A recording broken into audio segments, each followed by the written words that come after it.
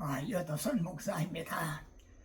사도 바울이 말씀한 대로요, 나의 사랑하고 사모하며 나의 기쁨이고 자랑이고 면류관인 우리 구독자 여러분, 오늘도 구독자와 함께하는 성경 탐구, 오늘은 고린도후서 마지막 회로 마지막이 되겠습니다.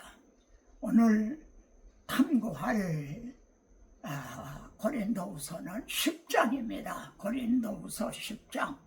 다시 부탁을 드립니다만 성경을 꼭 펴서 이렇게 찾아서요, 돌려 씌우기도 하고 밑줄도 그어 가시면서 탐구한 거를 여러분 것으로 만드시기를 부탁을 드립니다. 10장 4절입니다. 우리의 싸우는 무기는 그럽니다. 우리의 싸우는 무기는 육신에 속한 것이 아니요. 사도 바울이 지금 고린도에 침투한 마음에서 말입니다. 수건이 벗어지지 아니한 율법주의자들하고 싸우고 있잖아요. 그래도 바울이 싸우는 것은 그런 사람들을 미워하거나 그걸 적대시하거나 그런 게 아니라는 겁니다. 그들은 사탄의 일꾼에 불과하다는 거죠.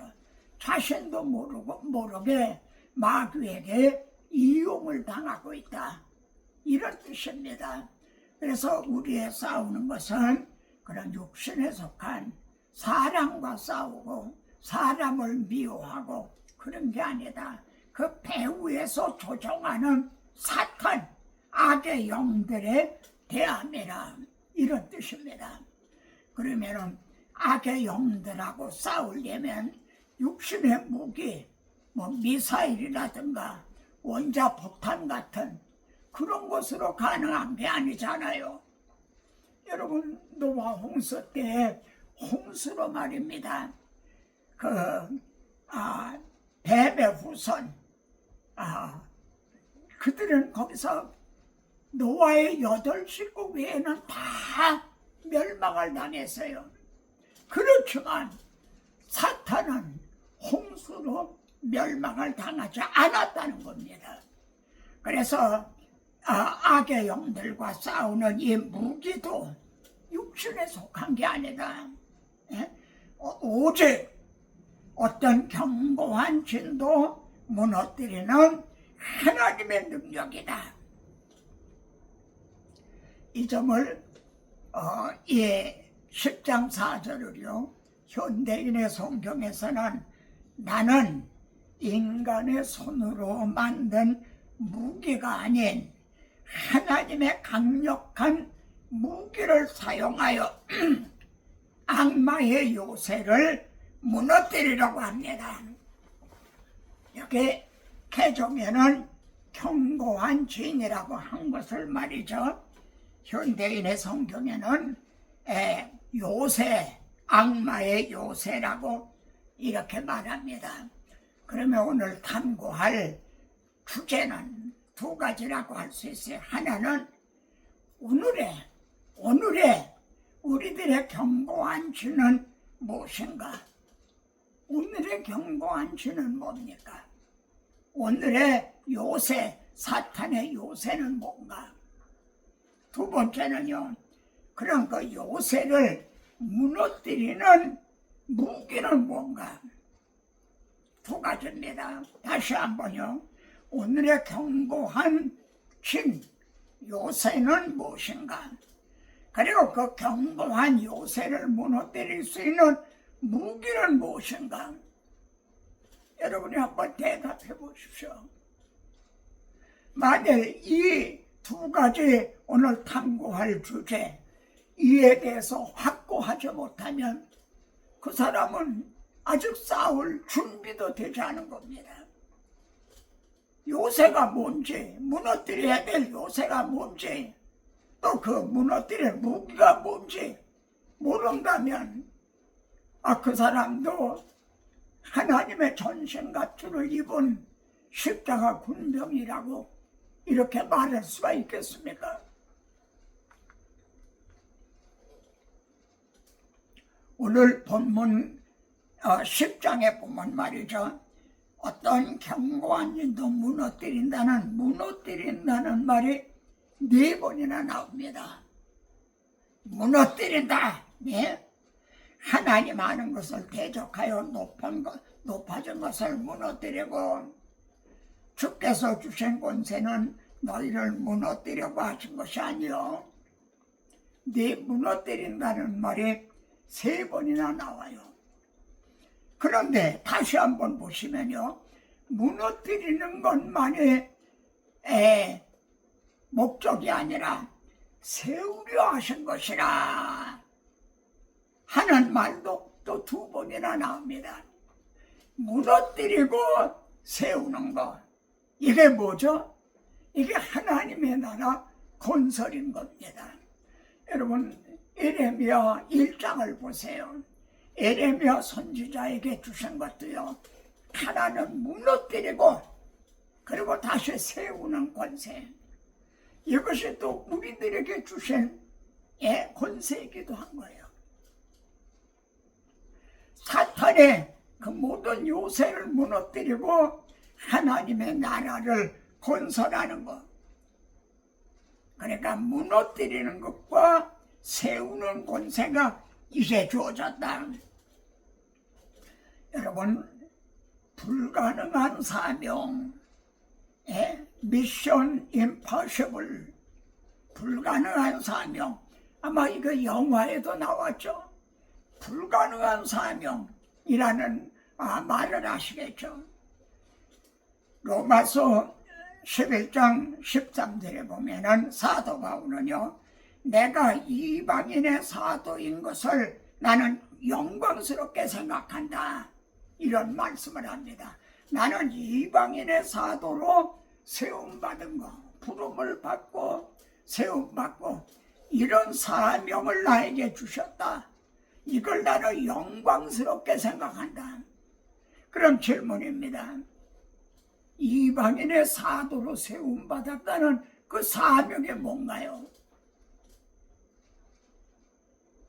무슨 고린도에 가서 복음을 전해라, 데살로니가에 가서 복음을 전해라, 뭐 로마에 가서 복음을 전해라, 그런 건가요? 이방인은 누구예요? 선민이라고 하는 이스라엘 외에는 전부가 이방인인 거예요. 예? 그런데 이방인의 사도로 바울을 세우셨다는 것은 세계 선교를 위해서 세움을 받았다는 거예요.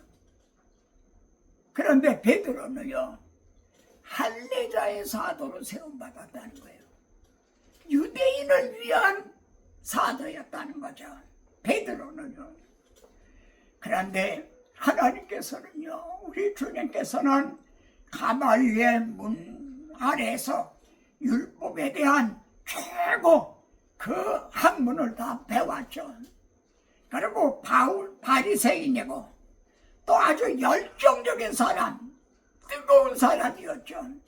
그래서 열심으로는 교회를 박해하고 하던 박해자 사울을 사울아 사울아 그래 부르셨어요. 미션 임파서블, 불가능한 사명을 그에게 주셨어요. 인간의 생각으로는 도저히 불가능한 사명을 바울에게 맡기신 거예요.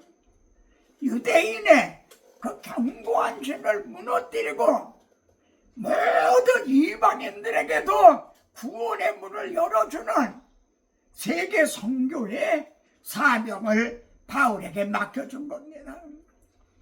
여러분, 이 사명에 에베소 2장 14절에 보세요. 예수 그리스도는 우리의 화평이신지라 둘로 하나를 만드사. 우리 주님의 십자가상에서 다 이루었다 하셨을 때 휘장이 열려졌죠. 그래서 하나님과 우리를 화목시켜 주셨어요. 하나님과 우리를. 그리고 이방인들과 유대인을 하나로, 또 이제 세워주셨어요. 그는 우리의 화평신지라 둘로 하나를 만드사 주님이 이렇게 이루어 놓으셨어요. 근데 이걸 누가 아는가? 이 사명을 누가 감당하는가? 인간의 힘으로는, 인간의 생각으로는 도저히 불가능한 사명. 그러면은 바울은 이 고린도 후서에서도요, 이에 대한 싸움을 하고 있는 겁니다. 유대인과 유대인의 그 전통적인 말이죠. 유전, 그걸 무너뜨리고 이방인에게도 복음, 구원의 문을 활짝 여는 이 싸움을 하고 있는 거죠. 그래서 간 데마다 불신자들에게도 물론 박해를 받았지만 믿는다는, 그것도 본부 교회인 예루살렘에서 내려온 거짓 교사들, 그들에게 박해를 받았어요. 말하자면 혁명이 일어나니까요.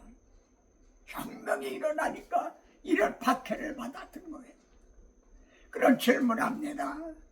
바울은 이 불가능해 보이는 사명, 미션 임퍼시블, 이 사명을 감당했을까요? 못했나요? 그의 마지막 서신 디모데 후서 2장 19절을 보세요. 그러나 그럽니다. 하나님의 견고한 터는 섰으니, 그럽니다. 견고한 터, 사탄의 견고한 터를 무너뜨리고 하나님의 견고한 터는 섰다는 거예요. 누구도 이거를 무너뜨릴 수 없다. 그 사명을 또한 감당한 거죠. 이 점에 내가 선한 싸움을 싸우고 내가 달려갈 길을 마치고 믿음을 지켰으니 하는 말씀 속에는 이런 의미, 주님께서 나를 이방인의 사도로 세계 선교라고 하는 사명을 주셔서 그 견고한 터를 닦게 하신, 나는 이 사명을 감당했다. 영국의 넬슨 제독이 있죠. 우리나라의 이순신 장군이 있듯이 넬슨 제독, 그분이 적탄에 맞아서 죽게 된 거예요. 그때 마지막 유언이 뭡니까? 하나님이여 감사합니다. 나의 사명을 완수하게 해주셨습니다. Since God, I have done my duty. 하나님 감사합니다. 나의 사명을 감당하게 하셨습니다. 바울이 내가 선한 싸움을 싸우고 믿음을 지켰다. 이제 이후로는 나를 위해서 의의 면류관이 예비되었다. 이거는 사명을 감당했다는 선언인 거죠. 그럼 첫째로요, 우리의 싸우는 무기는, 그랬어요. 그럼 우리의 싸우는 무기가 뭔가요? 대답해 보십시오. 우리의 싸우는 무기, 우리는 뭘 가지고 싸우는가요? 이 늙은 종이 참 답답하고 안타까운 건, 오늘날의 그리스도의 증인들, 성도들이 아니라 다른 사람에게 설교한다는 지도자들이 우리의 싸우는 무기는, 자기는 무슨 무기로 싸우는지 이것 기본적인 이것도 모르고 있는 것 같다는 거죠. 우리의 싸우는 무기가 뭐예요? 에베소 6장에는요, 마귀하고 싸우기 위해서 하나님의 전신갑주를 입어라, 완전 무장을 하라, 이런 말씀이 나와요. 근데 거기에서 유일하게 공격하는 무기가 하나 있어요. 전부 다른 거는 믿음의 방패, 다 이런 방어하는 거지만 공격하는 무기가 하나 있단 말이에요. 그게 뭐죠? 성령의 권, 곧 하나님의 말씀을 가져라. 성령의 권, 하나님의 말씀을 가져라. 그러면 여러분 보세요. 왜 하나님의 말씀을 성령의 검이라고 그러나요? 성령께서는요, 이 하나님의 말씀이라는 이 검을 가지고 역사하시는 거예요. 성령님은 무슨 방언이나 기사 이적이나 뭐 그런 거 가지고 싸우시는 게 아니라 성령의 검, 하나님의 말씀을 성령은 말씀과 함께 싸우냐. 그래서 여러분이 복음을 증언하면요, 우리 복음이 말로만 너에게 이른 것이 아니라 말로만 전해진 게 아니에요. 여러분이 복음을 전하면은 능력과 성령과 확신으로 된 것이니, 여러분이 복음을 전할 때 그 말씀과 함께 성령이 역사하셔서 듣는 자들에게 믿음을 주시고 거듭나게 하신다는 거죠. 계시록 12장에 보세요.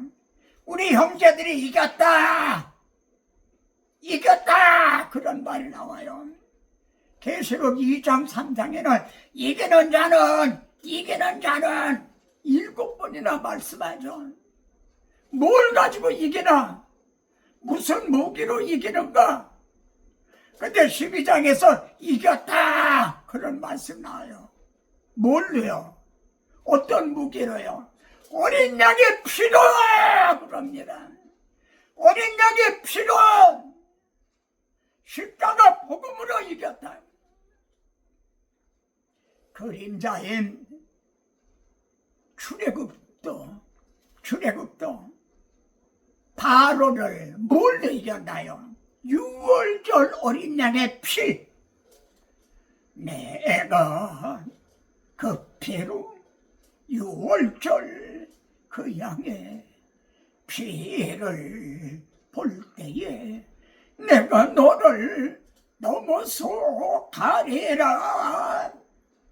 얼마나 성경은 정말 충족된 계시입니까? 그럼 두 번째, 오직 어떠한 견고한 진도 무너뜨리니, 무너뜨려 하나님의 능력이라 그랬어요. 여러분, 오늘 내 견고한 진이 뭔가요? 그리고 그걸 무너뜨릴 수 있는 하나님의 능력이 뭔가요? 좀 대답 좀 해보세요. 오직 견고한 진, 어떠한 견고한 진이라도 무너뜨리는 하나님의 능력이라. 그럼 하나님의 능력이 뭐예요? 이 점이 로마서 1장 16절에 나오죠. 이 복음은 모든 믿는 자에게 구원을 주시는, 그 다음에요, 하나님의 능력이라 그럽니다. 이 복음이 어린 양의 피가 견고한 진을 무너뜨리는 무기다. 능력이요, 무기다. 그런데 얼마나 안타깝고 답답합니까? 오늘날의 복음주의자라 하면서도 복음을 옆으로 밀어놓고 있어요. 한쪽에서는 다른 자유주의 신학이나 이런 분들이 열을 올리고 있는데, 그러면 질문해 보겠습니다. 하나님은 능력의 하나님이시죠. 능력의 하나님이시다. 그럼 하나님의 능력 중에 최대 능력이 뭔가요? 한번 대답해 보세요. 좀. 하나님은 능력의 하나님이신데 하나님의 능력 중에 최대 능력이 뭔가? 우주 만물을 창조하신 능력입니까? 죽은 나사로를 살리신 능력입니까? 홍해를 가르신 그 그 능력입니까?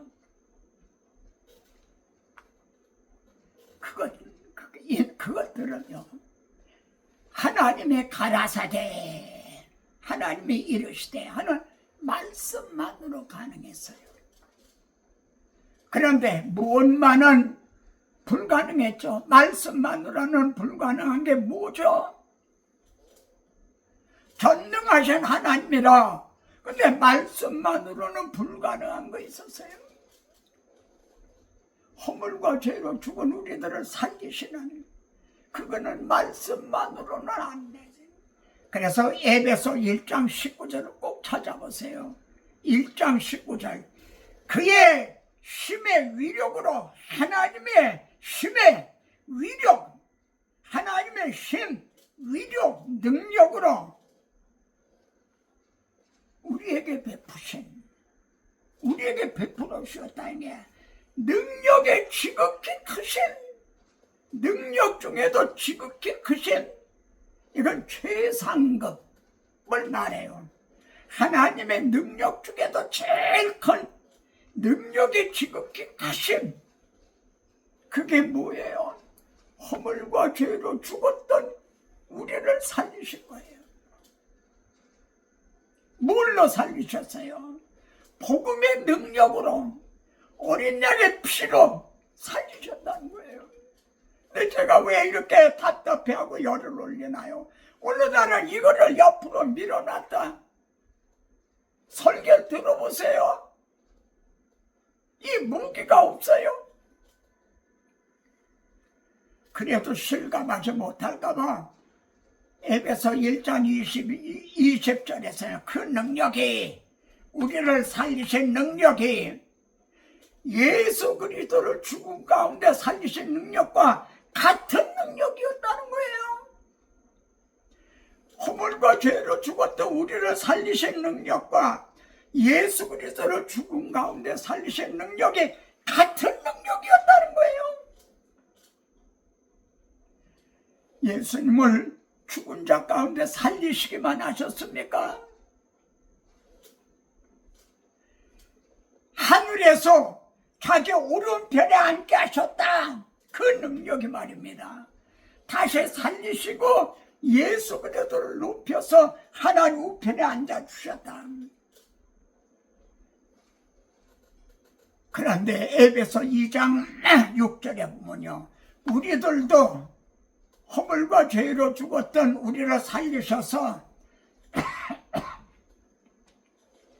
그리스도 안에서 함께 하늘에 앉히시니, 우리가 그리스도 안에서, 엔 그리스도, 주님이 십자가에 달리실 때도 우리는 그 안에 있었다는 거죠. 근데 지금 주님이 하나님 우편에 앉아 계시잖아요. 우리도 그리스도 안에서 하늘에 앉아 있다는 거예요. 우리는 지옥만 면한 사람이 아니에요. 이것이 능력의 하나님, 그 능력 중에 지극히 크신 최상급의 능력이었다는 거예요. 이거는 말씀만으로는 불가능했어요. 자기 아들의 대속을 통해, 죽음을 통해서만이 가능했다. 여기서 모든 이론을 무너뜨리며, 세 번째, 모든 이론을 무너뜨리며, 그럼 오늘날의 모든 이론은 뭔가요? 여러분, 자유주의의 아버지, 자유주의, 그게 누구로부터 시작됐냐면 스라에로 마커라고 하는 분이에요. 예? 그때 말입니다. 막 과학이 발달했어요. 불란서에 산업혁명이 일어나고요, 계몽주의가 일어나고, 막 요즘 말로 하면 달나라를 가고, 예? 사람이 달나라에 갔다 와요. 이런 세상에서 기독교가 어떻게 존립할 수 있느냐? 그렇잖아요. 기독교가 어떻게 존립할 수가 있느냐? 그래, 여러분이 잘 아는 본 회포라는 분, 이 목사님도 말입니다. 히틀러를 암살하려고 하다가 그걸 배신을 해서 미리 탈로가 났어요. 그래서 결국 사형을 당했잖아요. 보내폰. 오늘날 모든 목회자들이 아마 다 좋아할 겁니다. 근데 그분은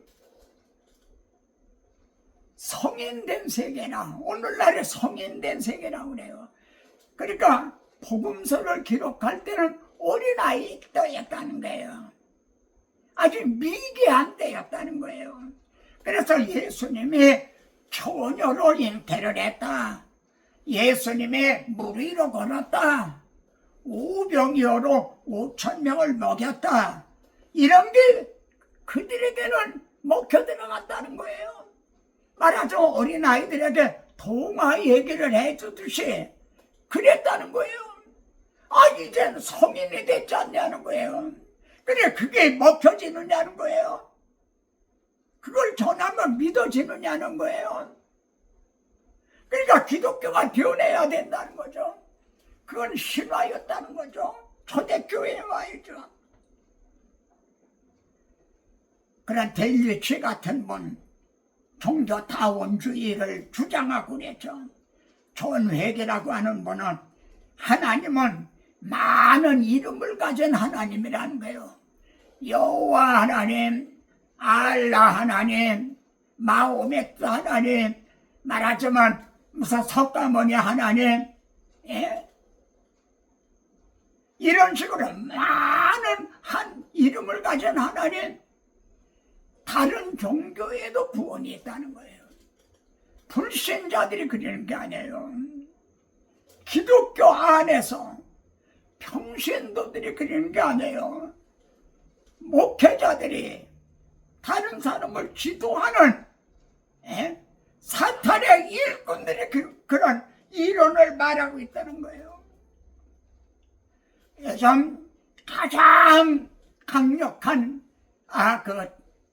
대적하는 분이 도킨스, 아마 들어보셨을 게 도킨스. 그가 만들어진 신이라는 책을 펴냈죠. 하나님은 인간이 만드는 하나님이라는 거예요. 그는 그 책 소문에서 이 책을 읽고 덮을 때쯤 되면은 다 무신론자들이 될 것이다. 이 종교라고 하는 거, 특히 기독교, 그 중에도 개신교, 이거는 아주 사회에다가 해를 끼치는 거다. 이런 식으로 말하고 있어요. 본인은 그래요. 나는 극단적으로 지금 이 기독교를 대적하는 자다. 그 중에 하나 이런 얘기를 해요. 여리고를 멸망했잖아요. 다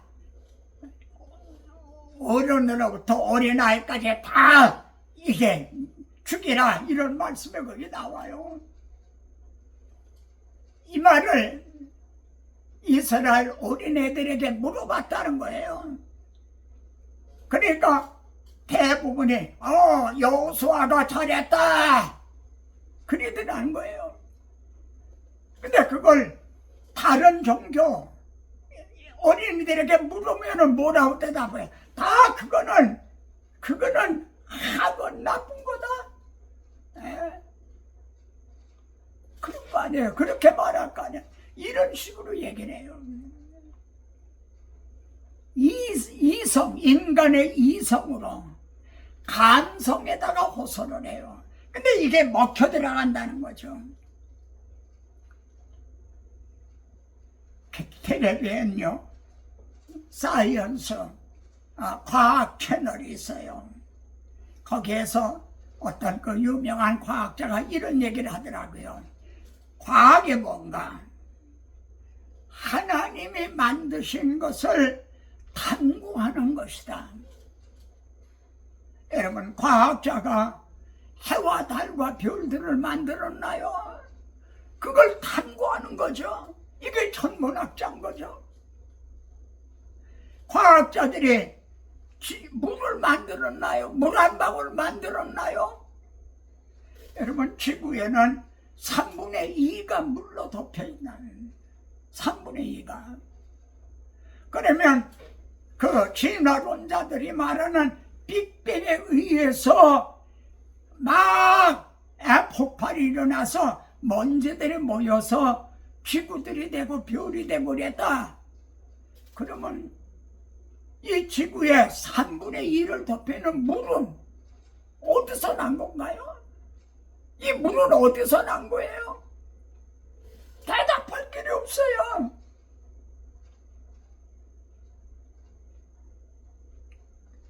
과학은 하나님이 만드신, 창조하신 걸 탐구하는 것이다. 한 가지만 제가 도킨스에게 물어보고 싶습니다.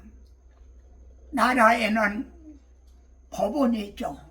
판사나 검사나 이런 경찰도 있고 법원이 있는데 있어야 되나요? 그게 필요 없나요? 검사, 판사 이런 게 필요 있나요? 없나요? 아마 필요하다고 그럴 거예요. 만일 없으면 어떻게 돼요? 무법천지가 되겠죠. 그러면 묻습니다. 최후심판이 있어야 되나요? 없어야 되나요? 대답해 보세요. 만약 최후심판이 없다면 이 세상이 얼마나 불공평합니까? 바울은 내일 죽을 터이니 먹고 마시다 하리라. 그렇잖아요. 죽으면 그만이다. 심판도 아무것도 없다. 오늘날 그래서 청소년들이나 이들이 방황하는 거예요. 내일 죽을 터이니 먹고 마시다 하리라.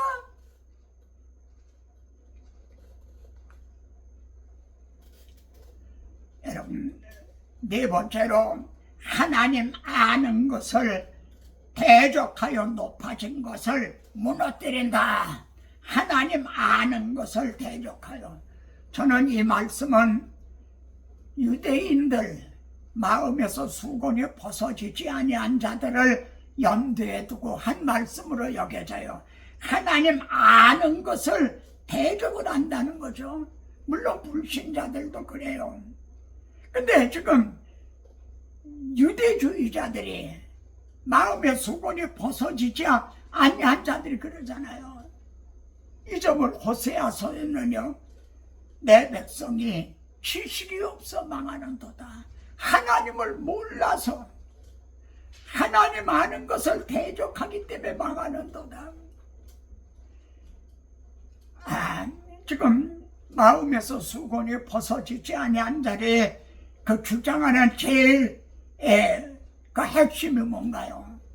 이방인도 구원을 얻는다는 거예요. 단 할례를 받아야 구원을 얻는다고 얘기하는 거예요. 그러니까 예수님은 십자가를 통해 한 90%를 이루어 놓으시고 거기다가 플러스 할례, 그래야 구원을 얻는다는 거예요.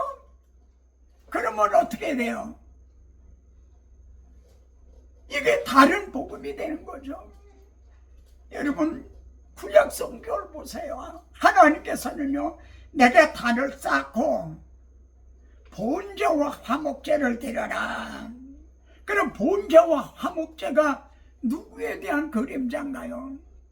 하나님은 내가 소고기를 먹고 양의 피를 마시는 하나님이냐? 시편 50편에서는 그렇게 말씀해요. 내가 소고기 먹기 위해서 서로 번제를 드리라고 우리는 줄 아냐? 양의 피 마시기 위해서 양으로 번제를 드리라고 우리는 줄 아느냐? 이는 세상 죄를 지고 가는 하나님의 어린 양에 대한 그림자를 그들에게 이제 알아듣기 쉽게 설명을 한 거죠. 복음을 이거보다 더 어떻게 알아듣게 설명할 수가 있나요?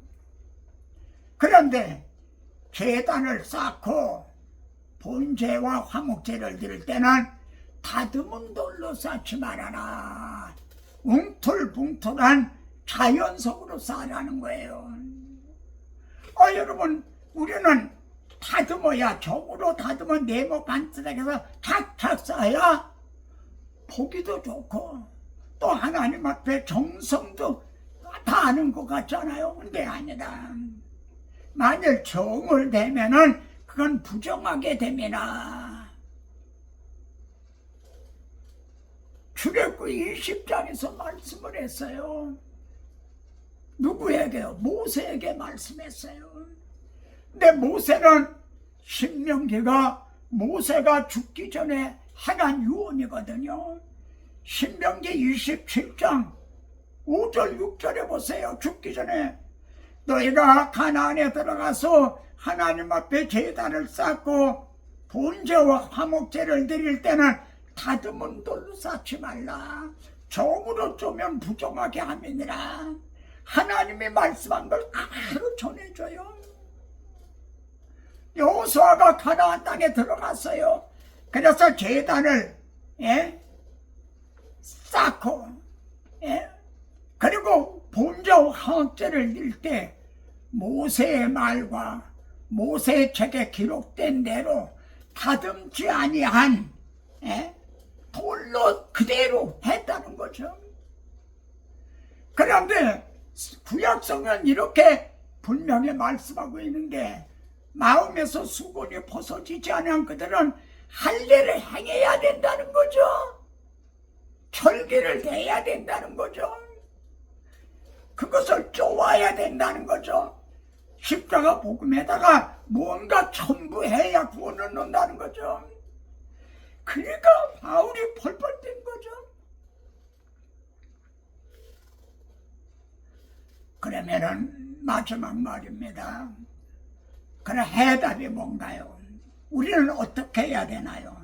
견고한 진, 모든 이론, 하나님을 대적해서 높아진 것, 하나님의 의의를 모르고 자기 의의를 세우려고 복음을 받아들이지 않는 지금도 이스라엘 유대인들은 그러잖아요. 하나님 아는 걸 대적하여 기독교를 대적하는 이들을 해답이 뭔가? 무슨 무기로 그들을 물리치게 되는가? 그 점이 부활하신 주님이 하신 방법이에요. 누가복음 24장에 본 모세율법과 선지서와 시편에 나를 계속 기록한 것이 이루어져야 하지 않았느냐? 근데 그대로 이루어졌지 않느냐?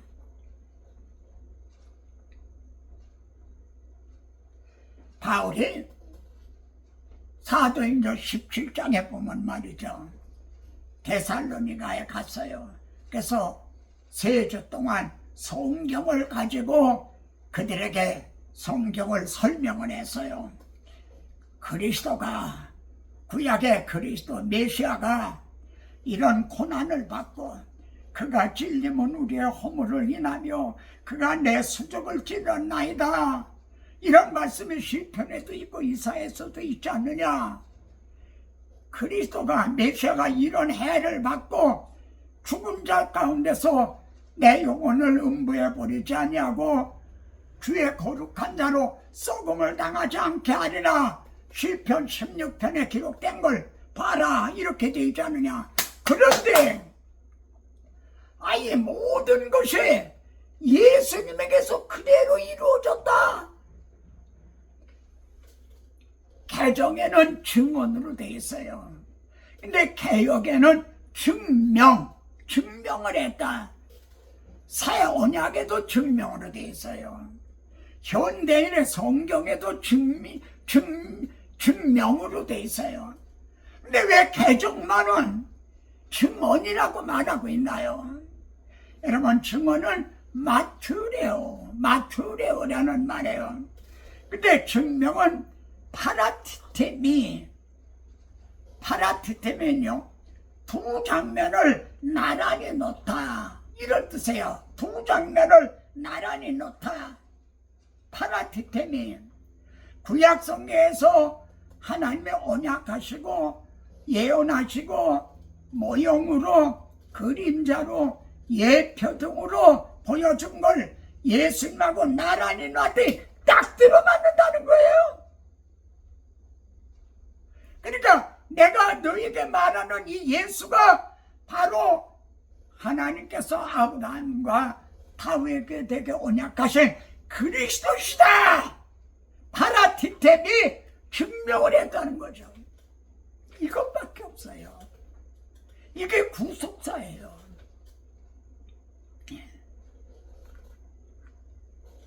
신학에는요, 뭐 역사신학이냐 실천신학이냐 구약신학 신학신학 뭐 여성신학 뭐 신학이 많고 많아요. 근데 구속사는 그 많은 신학 중에 하나가 아니에요. 너희는 구속사 해라, 나는 나 하던 대로 한다, 그게 아니라는 거예요. 성경 자체가 이 성경이 내게 대하여 증언한 것이라 하신 구속의 역사예요.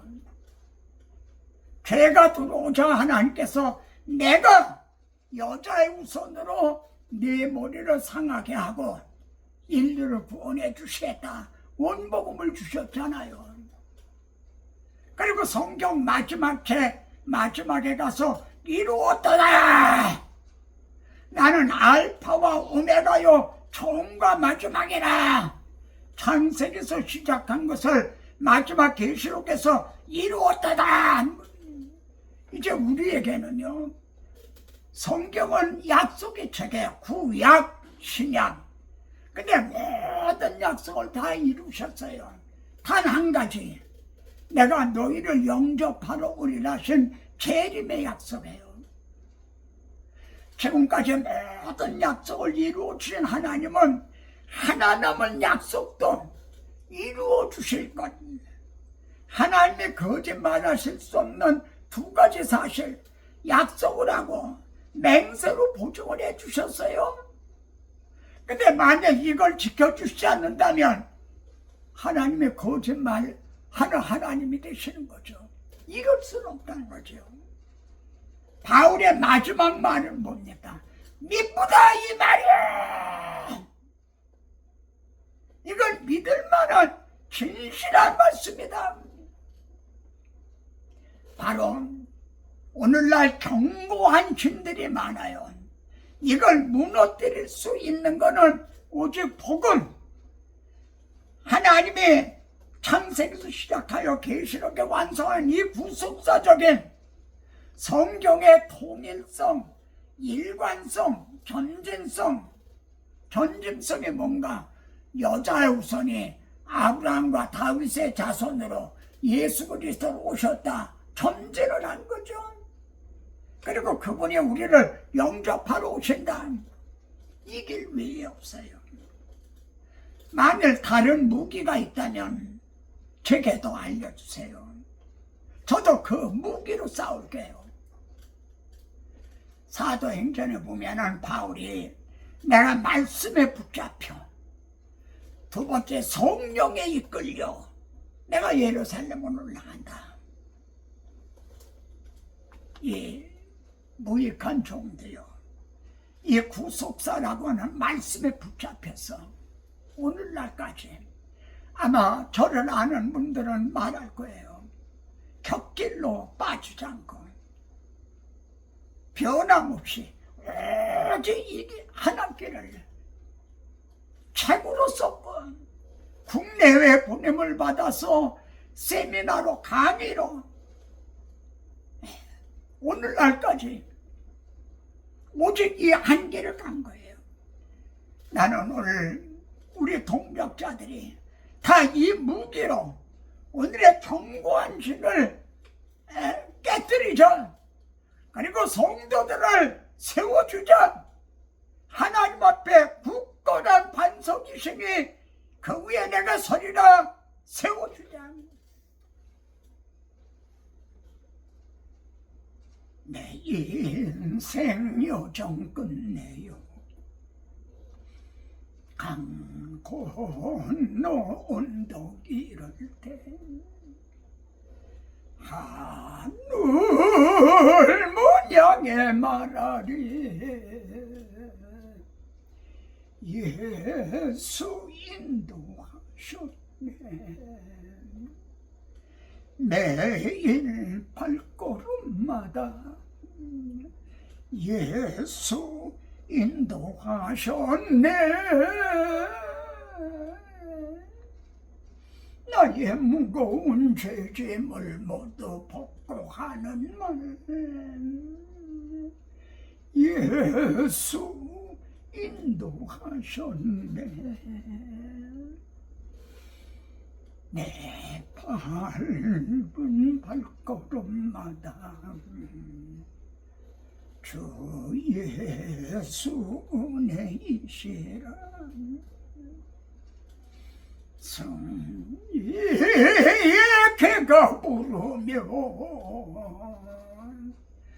주를 찬송하리라. 매일 발걸음마다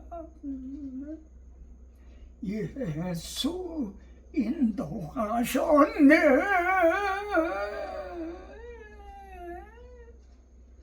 나의 무거운 죄짐을 모두 벗고 하는 말. 예수 인도하셨네. 마지막 한마디. 주님 겟세마네 동산에서 일어나라, 함께 가자. 주라이 몸은 주파, 일어나라, 함께 가자.